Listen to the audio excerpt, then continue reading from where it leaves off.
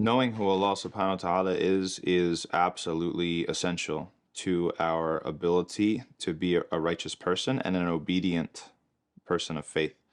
So there are some characteristics that Allah has that affect everything that He does, that influence, or we should say, constitute every single thing that He does. So Allah is merciful.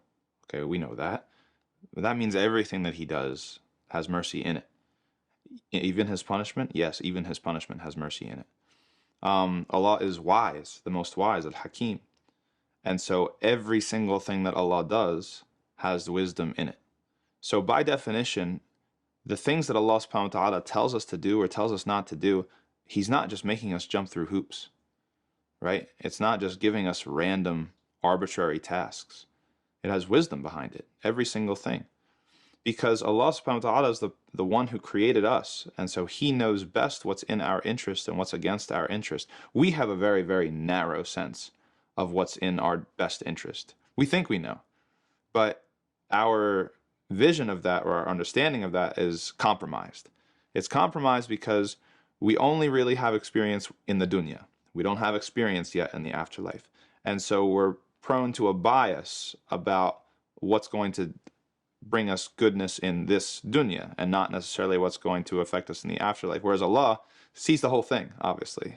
Allah knows the whole picture, and He knows that our lives are more about our afterlife than they actually are about our dunya.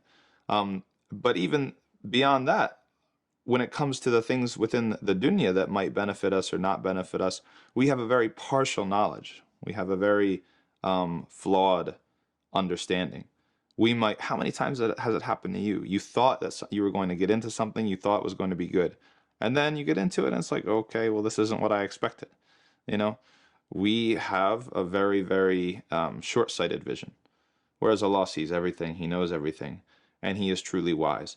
So don't think if there's a particular sort of injunction or encouragement or a prohibition or a commandment in Islam,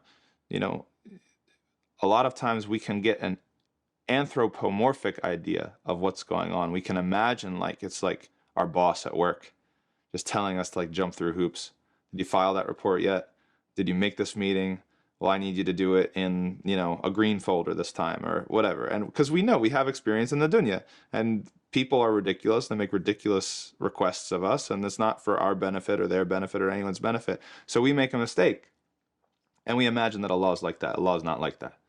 Allah is never going to ask you to do something or tell you to not do something, except that there is profound wisdom behind it, and that it is in your true long-term best interest, right? And Allah leaves it up to us to educate ourselves about who He is and also realize the difference between, say, Him and our boss, in order so that we can trust Him and get to the point where we're asking questions to understand and not asking questions to get out of duty. That we're going to get to the point where we trust Him enough where okay, I don't necessarily see the wisdom behind that at this point, but I also acknowledge that I might not be able to understand the wisdom behind that until a later time. And so I'm going to do it anyway.